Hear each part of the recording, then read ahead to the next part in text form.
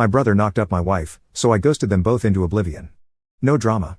No explanations. Just pure silence that ate them alive from the inside out. I want you to picture something before I start. You're sitting in your living room on a normal Thursday night. Your wife is across from you on the couch. She's nervous. You can tell because she's doing that thing she does when she's about to say something she's been rehearsing. She keeps fixing her hair behind her ear, over and over, like she's stalling. And then she tells you she's pregnant. And for about 3 seconds, the world is perfect. 3 seconds where you're already building the nursery in your head, already imagining holding your first child, already planning how you're going to tell your parents. And then she keeps talking. And those 3 seconds collapse. Because the baby isn't yours. And it's not a stranger's. It's your brother's. Now hold that image. Hold the exact second where every single thing you thought you knew about your life turns to smoke in your lungs. That's where this story starts. That's the Thursday night that killed the man I used to be. My name doesn't matter. My wife's name was Tara. My brother's name was Kevin. I'm using past tense, not because they're dead, but because the people I thought they were never actually existed. The Tara I married and the Kevin I grew up with were characters in a story I believed for 31 years, and on that Thursday in March, the story ended. No sequel. No spin-off. Just a blank screen and a silence so loud it still rings in my ears 3 years later. Tara and I had been together for 7 years. Married for 4. We met at a friend's wedding, which is the kind of irony that writes itself. She was a bridesmaid. I was a groomsman. She laughed at my terrible toast, I got her number, and within a year we were living together. She was warm. Thoughtful. The kind of woman who remembered your coffee order and your mother's birthday and the name of your childhood dog. I loved her in the way that men love when they finally stop performing and just let someone in. Not the fireworks kind. The foundation kind. The kind where you stop locking the bathroom door and start talking about retirement accounts and whether the school district matters more than the commute. We were building something real. At least, I thought we were. She was apparently building something else on the side. Kevin is 2 years younger than me. We grew up close the way brothers do when there's no one else around. Small town. Limited options. He was my best friend before I knew what the word meant. We shared a room until I was 15. We played on the same teams. We had the same friend group. When I got married, he was my best man. He stood next to me at the altar and watched me promise my life to a woman he was already sleeping with. I didn't know that at the time. I found out later, during the unraveling, that the affair had started 3 months before the wedding. 3 months. He stood in a rented tuxedo and gave a speech about brotherhood and loyalty and love while knowing that he had already been inside my fiancée's bed. I sometimes think about that speech. I can still recite parts of it. My brother found someone who makes him better, he said that. Into a microphone. In front of our parents. And then he went home and texted my wife. I need to explain the kind of man I was before that Thursday, because the man I became after is someone I still don't fully recognize. I was trusting. Not naive. Trusting. I believed that the people in my inner circle operated with the same basic code I did. Don't lie to the people who love you. Don't take what isn't yours. Don't cross lines that can't be uncrossed. I extended that trust to Tara completely. I never checked her phone. I never questioned her schedule. If she said she was going to her sister's house, she was going to her sister's house. If she said she was working late, she was working late. I gave her the kind of freedom that only exists inside absolute trust, and she used that freedom to be with my brother. In our house. In hotels. In his apartment. In places I'd probably been to with both of them, eating dinner or watching games, sitting on furniture that had witnessed things I can't let myself think about for too long or I'll lose the composure that's taken me 3 years to build. The affair lasted 2.5 years. I'm going to let that number sit for a moment. 2.5 years. Not a drunken mistake at a party. Not a moment of weakness during a rough patch. A sustained, deliberate, ongoing relationship between my wife and my brother that existed parallel to my marriage like a shadow I couldn't see because I was too busy looking at the light. They had routines. They had inside jokes. They had a whole language of deception that functioned like clockwork. Tara would say she had a girls' night. Kevin would say he was hanging out with friends. And they'd meet in the middle, in a space that was built entirely on my ignorance, and they'd live their real lives while I lived the fake one they'd constructed around me. How did I not see it? I've asked myself that question every day for 3 years. The honest answer is, I didn't look. Not because the signs weren't there, but because looking would have meant doubting the two people I trusted most. And doubt, once it enters, changes everything. It changes how you hear I love you. It changes how you interpret a late-night text. It changes the meaning of a closed door. I didn't want that. I wanted the life I had, the one where my wife was faithful and my brother was loyal and the world made sense. So I kept not looking. And they kept not getting caught. Until biology did what biology does. Tara told me she was pregnant on that Thursday in March. She sat on the couch and she started crying before she even said the words. I thought they were happy tears. I actually smiled. I actually reached for her hand. And she pulled it away, and that's when the temperature in the room dropped. She said, I'm pregnant, but I need to tell you something first. And I watched her face collapse. Not into sadness. Into terror. The specific terror of someone who knows that the next sentence out of their mouth is going to detonate a life. She said, "It might not be yours." I said, "What do you mean it might not be mine?" She said, "I've been with someone else." I said, "Who?" She didn't answer. She just cried harder. So I asked again. "Who, Tara?" And she said his name. My brother's name. Said it quietly, like if she whispered it, the damage would be smaller. It wasn't smaller. It was the loudest word I've ever heard. I didn't yell. I want you to understand that. I didn't throw anything. I didn't slam a door. I didn't call Kevin. I didn't call anyone. I sat very still on that couch, in that living room, in the house I was paying for, and I felt something happen inside my chest that I can only describe as a shutdown. Like a building losing power floor by floor.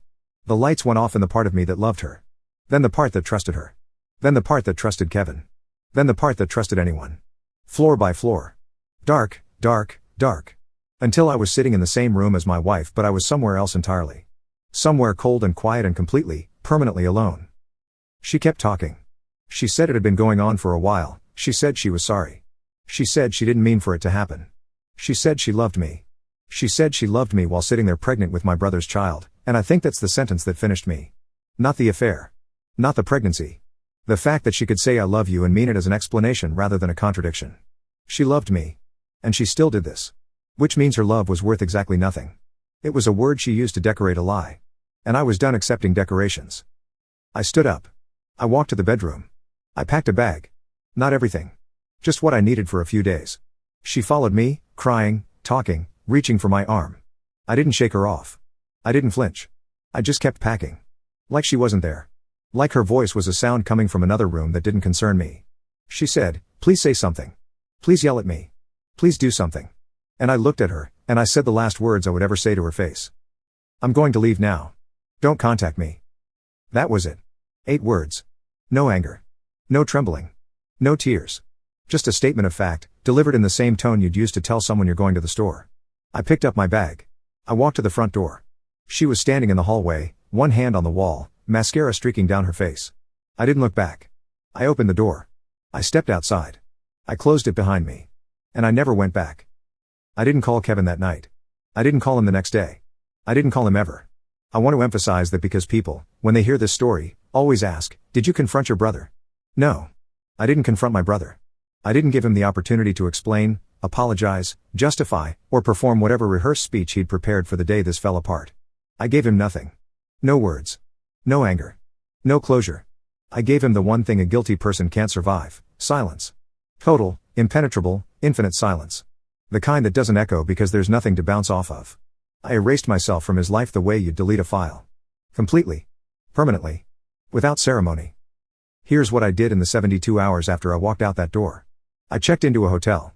I called a divorce attorney first thing Friday morning. I called my bank and separated our joint accounts, moving my direct deposits and personal savings into a new account in my name only. I called my phone provider and changed my number. I called my landlord and informed him I would not be renewing the lease.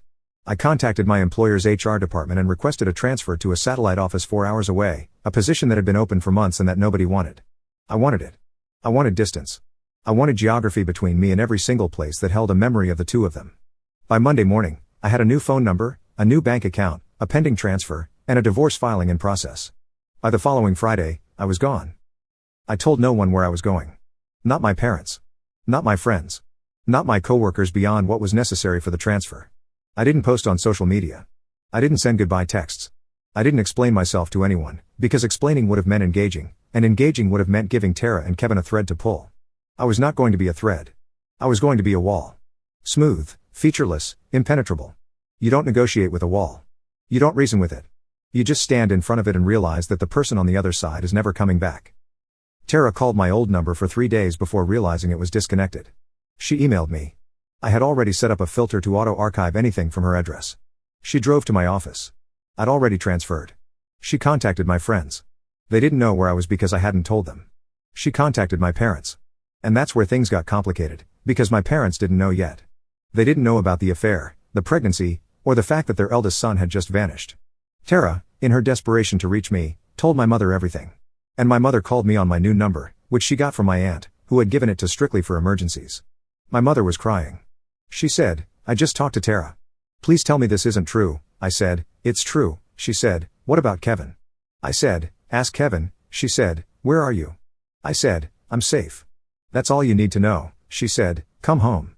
"We'll work through this as a family," I said. "There is no family. I'll call you when I'm ready." I hung up. I wasn't trying to be cruel. I was trying to survive. And survival, at that point, meant eliminating every voice that might try to pull me back into the orbit of the two people who had hollowed out my life. Kevin tried to reach me too. Of course he did. He called my old number. Disconnected. He called my parents. They gave him nothing because I'd asked them not to. He drove to my apartment. Empty. He showed up at my office. Transferred. He sent me emails that went straight to an archive I never opened. He tried every entry point into my life and found them all sealed. Bricked over. Gone. And I know, from what I heard later through the few threads of connection I allowed to remain, that it destroyed him. Not the guilt. Guilty people can live with guilt if they get the chance to confess, to be yelled at, to be punished, to be forgiven. What guilty people cannot survive is the absence of a reaction. I gave him no reaction. I gave him a void. And the void ate him alive. I settled into my new city like a man entering witness protection. New apartment.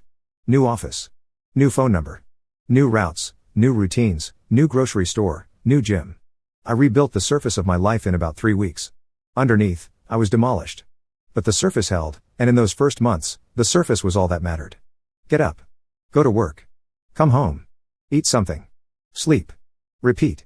Don't think about the couch where she told you. Don't think about the altar where he stood next to you. Don't think about the fact that somewhere, a child is growing inside a woman who was your wife, and that child carries the blood of the man you called brother. Don't think. Just move. Just keep the surface from cracking. The divorce was handled entirely through attorneys. I never saw Tara again. Not once. My lawyer communicated with hers. I requested no alimony from either side, a clean split of shared assets, and sole ownership of my vehicle and personal belongings. She didn't contest anything. I think she was too shell-shocked to fight, or maybe she understood, on some level, that contesting would require engaging with me, and I had made it clear that engagement was not available. The papers were signed and filed within 4 months. I received my copy in the mail. I opened the envelope, confirmed the signatures, and put it in a filing cabinet. I didn't feel relief. I didn't feel sadness. I felt like a man closing a ledger on a business that had gone bankrupt. Final entry. Book closed. The baby was born 7 months after I left. I know this because my mother told me during one of our sparse phone calls. She said it carefully, like she was placing something fragile on a table. Tara had the baby. It's a boy. I didn't ask for details. I didn't ask whose eyes he had or how much he weighed or what they named him. My mother offered the information anyway. Kevin's been involved. There. Together now. I said nothing for about 10 seconds. Then I said, "Okay." And I moved the conversation to something else. I don't know what she heard in that okay. Probably not what I intended. I intended it to mean, I already knew this would happen. I knew that the affair wouldn't end when I left. I knew they'd continue. I knew the baby would bond them in a way that would look, from the outside, like a real relationship. I knew my brother would step into the space I'd vacated and play house with the woman who used to be my wife. I'd already processed all of that. I'd processed it in the hotel room that first night, lying on starched sheets, staring at a popcorn ceiling, running every possible future through my head until I found the one I could live with. The one I could live with was the one where I was nowhere near any of it. Let me tell you what silence does to guilty people, because that's the part of this story that people seem most interested in, and it's the part I understand the least, because I wasn't there to witness it. I only know what filtered back to me through my mother, through a few old friends who stayed loosely in touch, through the occasional second-hand account that reached me whether I wanted it or not. Kevin fell apart. Not immediately. Immediately, he was probably relieved. The bomb had gone off and he was still standing. He had Tara. He had a baby on the way. He had the life he'd apparently wanted badly enough to betray me for. But the relief didn't last, because the bomb hadn't really gone off. I hadn't exploded. I just disappeared. And disappearance, it turns out, is a slower and more corrosive form of destruction than any confrontation could ever be. Kevin didn't get a fight. He didn't get a screaming match in a parking lot. He didn't get a fist to the jaw. He didn't get tears or accusations or a dramatic scene he could later reframe as we both said things we regret. He got nothing. A void where his brother used to be. And that void, according to what I've been told, consumed him. He started drinking. Not socially. Alone. At home. In the apartment he now shared with Tara and the baby. He'd drink and then try to call me from new numbers I didn't recognize and didn't answer. He'd drink and then write me long messages on social media accounts I'd deactivated. He'd drink and drive past our parents' house, hoping I might be visiting. I never was. My mother told me, about a year after everything happened, that Kevin had broken down at a family dinner. Full collapse. Sobbing. Saying he couldn't live with what he'd done. Saying the silence was killing him.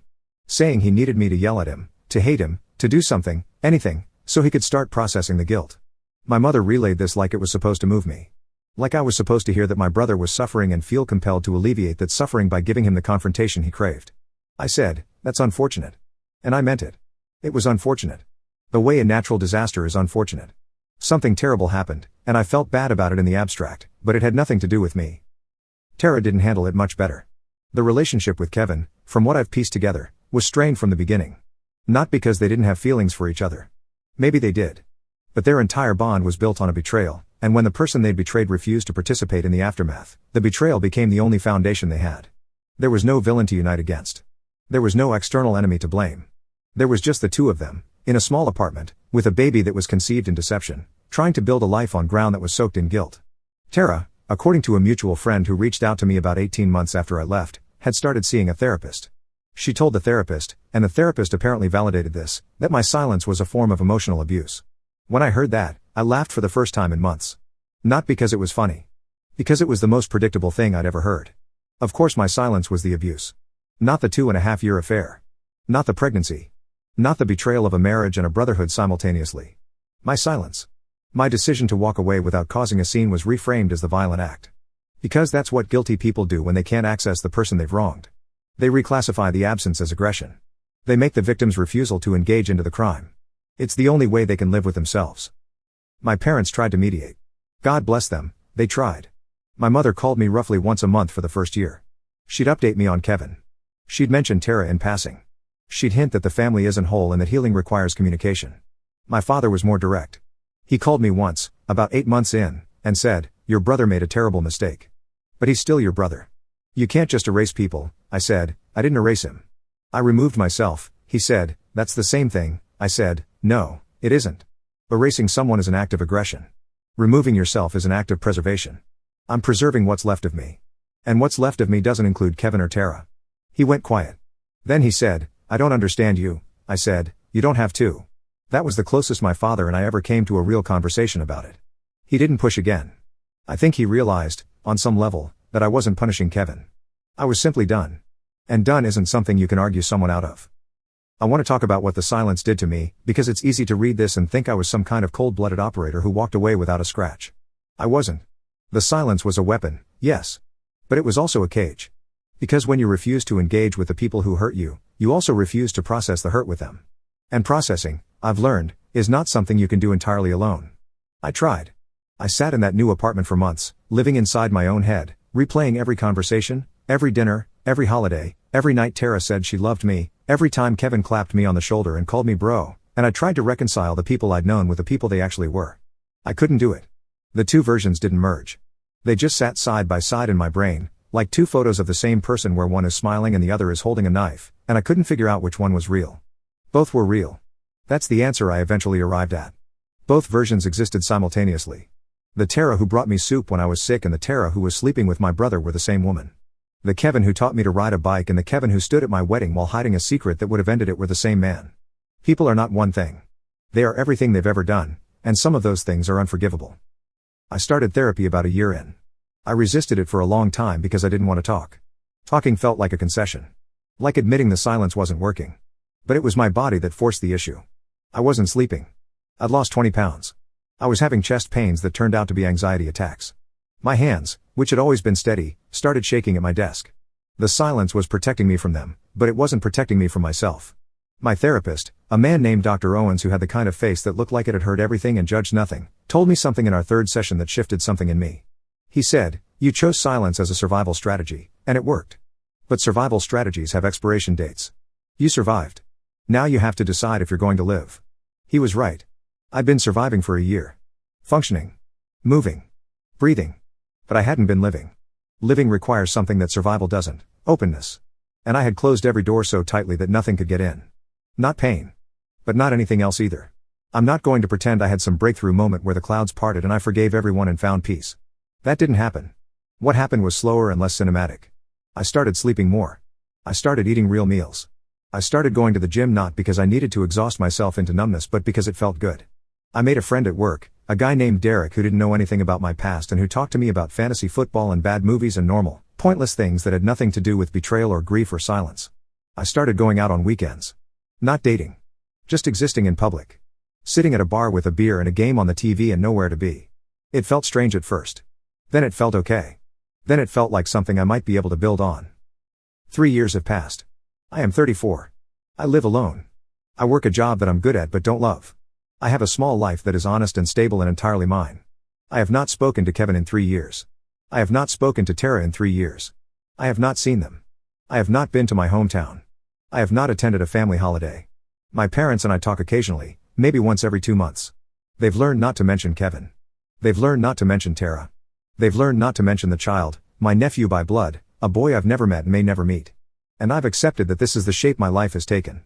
Not the shape I planned. Not the shape I wanted. But the shape that was left after 2 people I loved took a sledgehammer to the original blueprint. Kevin and Tara are still together. I know this not because I asked but because my mother mentioned it once before she learned not to. They live in the same town where I grew up. They have the boy. They might have another one by now. I don't know. I don't look them up. I don't search their names. I don't drive through the old neighborhood when I visit my parents, which I don't. They exist somewhere in the world, living a life that was built on the ruins of mine, and I have made peace with the fact that they will probably never fully understand what they destroyed. Not because they're incapable of understanding. But because understanding would require them to sit in the silence the way I did. And they can't. They filled the silence with each other. They always have. People tell me I should forgive them. People tell me that holding on to anger is like drinking poison and expecting the other person to die. But here's what people don't understand. I'm not angry. I passed through anger a long time ago. Anger is hot. Anger is active. Anger requires you to care. I don't care. What I feel is something colder and quieter and more permanent than anger. It's the absence of the thing that used to be there. The space where my brother existed. The space where my wife existed. Those spaces aren't filled with rage or resentment. They're just empty. And empty doesn't hurt. My mother asked me once, during one of our short calls, "Don't you miss him?" Meaning Kevin. I thought about it honestly. I sat with the question. And I said, I miss the person I thought he was. But that person wasn't real. So I'm missing someone who never existed. And you can't miss someone who never existed forever. Eventually, you just stop. She didn't say anything for a long time. Then she said, "I pray for this family every night." I said, "I hope that helps you, Mom." And I meant it. I hope it helps her. Because nothing is going to help me except the thing I've already chosen, which is to live my life on my terms, in my city, in my apartment, with my silence, and to let the people who betrayed me sit with the consequences of a door that will never open again. They knocked. For a long time, they knocked. Tara knocked with emails and messages and desperate attempts to explain. Kevin knocked with drunk calls and letters and second-hand pleas through mutual friends. My parents knocked gently, carefully, hoping I'd crack the door just enough to let the light in. I didn't crack it. I didn't open it. I didn't even stand on the other side listening. I walked away from the door a long time ago. And the room I walked into is quiet. And small. And mine.